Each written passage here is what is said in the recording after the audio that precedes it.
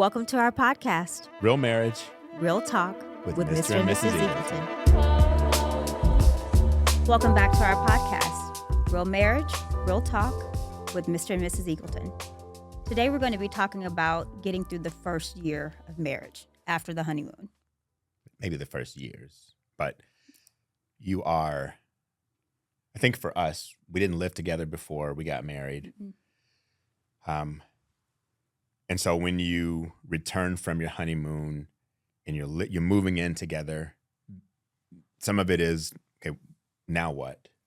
These very different upbringings, very different backgrounds, and how do we figure out how to put our lives together? And I think in a previous episode, we talked about all the baggage and likening it to moving into a house with all your luggage and you unpack things. And a lot of things that we move in with when we start putting our life together with a partner, we don't even always know what we have in our bags. Sometimes it manifests later on in how we deal with conflict, how we arrange our house, how we set up our finances, all of those things. And so a lot of it you don't even know you have in your bag until you start arranging stuff and unpacking. True. And finances are one of the, or if not the main reason marriages dissolve. And even more than infidelity, which is crazy. Which is crazy. And neither of us was raised to really understand managing finances. Right. You took on the role.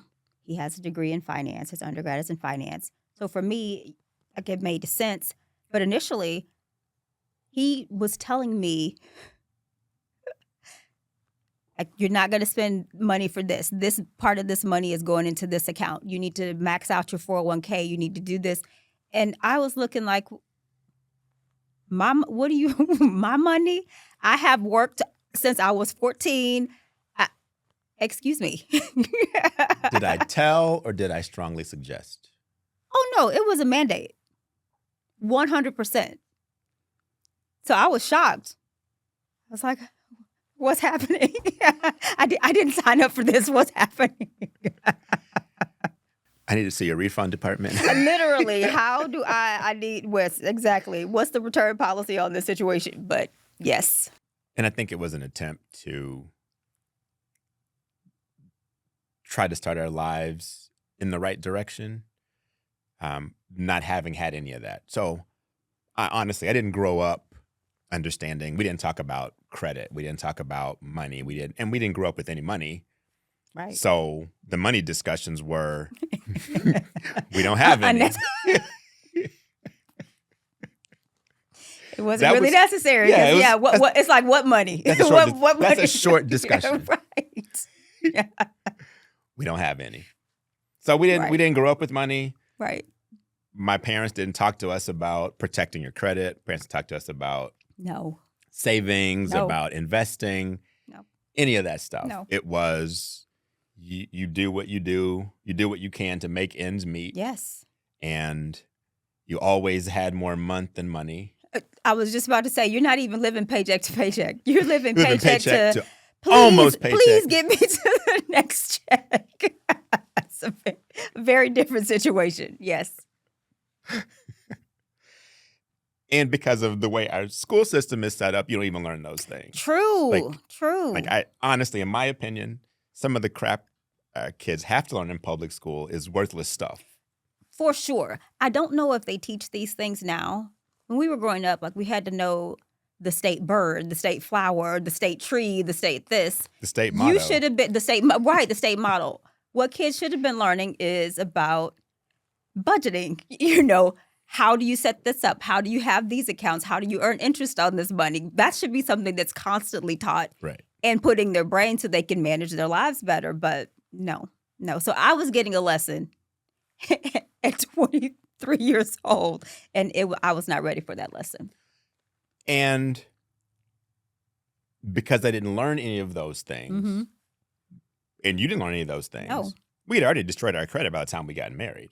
I don't think I had any, really, which is as bad. Well, I had already Yes. I had already done things to destroy my credit and improved it by the time we got married. Because you fell for a lot of craziness from college. Oh, 'Cause absolutely. they were throwing credit cards back Absolutely. then, way Absolutely. back when. They Way were throwing credit card offers at college students left and right. Yeah. And when you don't know those things and you've not grown up with that, you don't know how to manage it. True. And so that's something else you have to think about. And it's even more challenging. It's probably even more challenging when one of you grew up knowing, hearing, doing those things, and the other did not. True. Because then it becomes a fight. It becomes an argument about how we're going to manage things. One from an experienced standpoint, the other from my other experiences. Yeah. Inexperience, yeah. So we had to figure out, how do we save? How do we invest? How do we save for retirement? How do we even set up our finances? Do we have one big account? I think we had one account. That didn't work. Which we realized that didn't work. Immediately. Yeah. One account for all the bills and 2 debit cards. That does not work. It did not work for us. For some people, it may. It did not work for us. Right. It did not work for us. Right. Because there was no single register for us both to come and put our transactions in. So we were both just using the card, and it was like, what? Why is my card not working? What do you mean you went to go pay for this? I was trying to pay for this. It was, yes. Right. So we had to set up 3 different accounts. Right. Mine, yours, and the household. Yes. Account. And we put money in that account to manage the household. And then we had whatever we had left to do in our own accounts to do what we were going to do out of those. And I think you said something important, is trying to figure out what works for you as a couple. Yes. You can get input from other people, and you may find that what they told you doesn't work for you. So it's figuring out what works for you, and what worked best for us was having 3 accounts. Yes. So I had my allowance, you had your allowance account, and we had a household account that we paid, from which all the bills got paid. Yes. But those are questions you have to answer and things you have to deal with. Yes. Do we set up a budget? How do we set up a budget? What things are important in the budget? If you don't have a whole lot of money, there's maybe not budgets for manicures and pedicures. What? So these things are important. Press on nails. I think not. I was going to say along those lines, when we were moving through those things, and you were talking about 401ks and managing and doing the budget, you were trying to figure out what would stick. I remember you telling me, we're going to do the envelope method. And we were going to put so much money in that was a debacle. That did not work for us. No. But maybe it works well for someone else. That budgeting system did not work. I remember that. So it was, you buy a portfolio and you put all these little envelopes in there, and you put this, and when this cash is gone, you move on to the next thing. Exactly. Yes. Sometimes we forgot to bring the cash with us. Regularly. So the envelope method did not work. That didn't work for us. Yeah. The best thing that worked for us was having our 3 accounts. True. And so to this day, 26 years later, we still have separate accounts. The same thing. And we do have ground rules. Well, even back then we had ground rules. Always. That we never spent more than a certain amount of money without consulting the other person. And because of where we were, and even now, that gap has not grown a whole lot. I think back then it was, I know not much. Not much. I mean, it was probably like, we don't spend more than $100 without telling the other person. Right. And to this day, it's still not, if something is a few $100s, we're like, well, not necessarily now, because I have no idea how much money is in your account. That is true. But I have no idea whatsoever. But you don't contribute to it either. You not used anymore. To. Yeah, not anymore. I know. You used to, yes. But I have no idea. So I don't know what you spend. I know. I don't know. I mean, I know you spend. I know you spend because... You don't have to put all my business out. I'm just saying. Because the Amazon guy is well acquainted with you. Okay, I need you to be I'm just telling the truth. And say that I'll be shop. Do you want me to be forthcoming? Absolutely. When the Amazon guy shows up, he says, Tavari, I have another package for you. That is not true. That is not true. You get more packages than I do. I think he brought her a Christmas gift because he's well acquainted with her. That is not true. Absolutely not true. So, but I know what you. I don't know. I know you spend money, Mhm. but I have no idea how much money's in your account. Right. I just don't because I don't see your account. Mm-hmm. I think I am a signer on the account just for Yes, legal you are. reasons. Absolutely. But I have no Yeah. idea what you spend. Yeah. And you have access. You're welcome to Right, any of it. You right. just But don't. I don't. Yes. I don't look at it. And so those are things that couples have to figure out and work through. And what works for you as a couple. Mm-hmm. The other part of putting your lives together is trying to figure out your responsibilities. True. I think most men tend to grow up thinking that household things are her responsibility Yes. by default. By default. And then it kind of lends itself to this thinking that, I'm going to help you. Right. Babe, I did the dishes for you. Right. Clap for me. Yes. Babe, I helped you with the laundry. Right. Or babe, I help with the kids. Our kids. I put the kids to bed. It's, yes. And so you have to figure out how you put those things together where you both have a stake in what's going on. You both have responsibility in what's going on. True. Not that it's an unfair burden on typically the wife.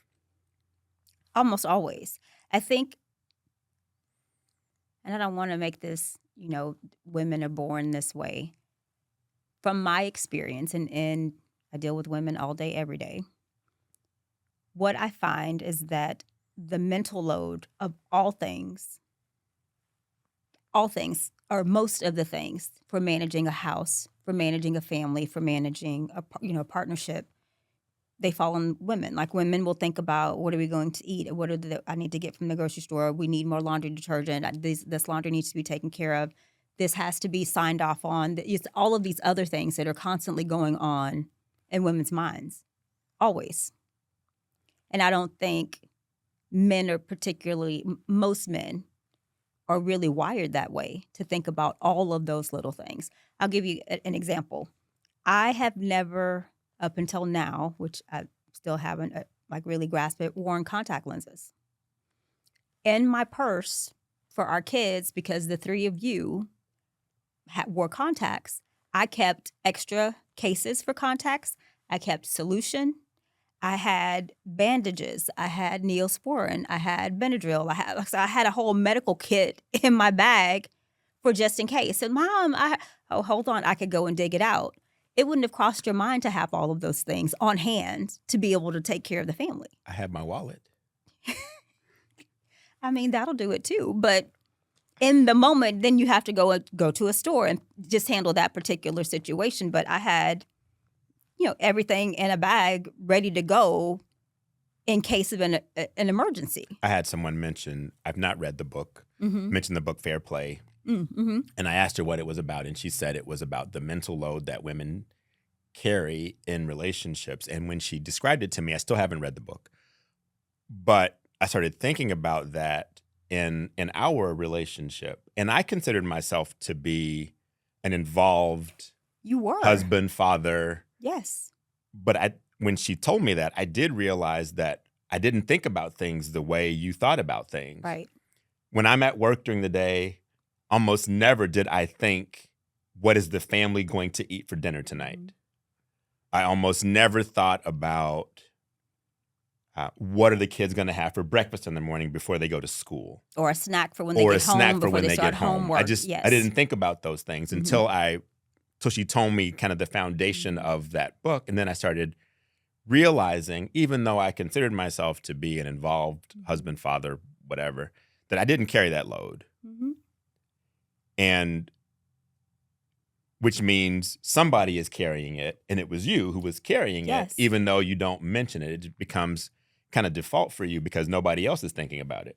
True. And I'm remembering some of the things that I would do. I literally would schedule like teeth cleaning for all of us. I scheduled yours. I scheduled the kids. Right. Or if you needed to go to the dentist, you needed to go have an eye appointment, whatever those things were, I was scheduling and putting those things so that those things were taken care of. So it's wife, mom, executive assistant. Right. And all the other stuff. and escort. Chauffeur and escort. Did you say escort? Yes. We're wearing all the hats. Maid, cook, laundress, all of the things. Yes. Mm-hmm. Escort. I was trying to find a nice name for it, but you know what I'm talking about. Yeah. So those become challenges when you put your life together that people don't necessarily think about, Mhm. which can introduce a lot of strain and stress Yes. in your relationship. Yes. Right. And the thing about it is, I don't even think women realize that it is that the inequity of the burden with this mental load. I think they just feel like it's their role and responsibility, like you were saying. And husbands are all too happy to let it be. Exactly. So having some of those discussions is great. And honestly, I would, if someone is dating and in a relationship and they're potentially moving in together or wanting to get married, then those are some discussions you need to have. How do you view finance? Not on a first date, but right. If you're just getting to know someone, What are your short-term goals? What are your long-term don't do goals? it. Yes. How many kids do you want to have? Don't do any of those things. That's not the opening sentence. But you in the can first date. ask someone once your relationship has crossed a point where you both feel like you're on a journey to maybe something greater. And by greater, I mean more involved. Then you ask the questions about how do you view money management? Just so I understand and we both have some frame to work from. And when it comes to living, especially if it's someone who's lived by them, like you lived alone. Right. I never lived alone. In your living alone, you planned everything that needed to happen for your life. Absolutely. But that changed once you were in a marriage. Because the load, like women kind of take that on. But so there's the question. That's a very good point. I lived by myself from the time I left you home left until we got married. Yes. So I'd been living alone for almost 10 years. Right. So if you needed a dentist appointment, you scheduled that.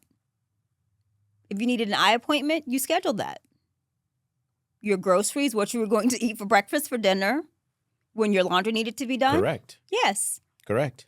So if you're you're in a relationship with someone who has, for some time, taken care of themselves.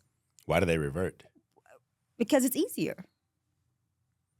And I think sometimes too, and maybe we talked about it, I think women marry thinking they're marrying a man in the mature sense. Right. And they may not be.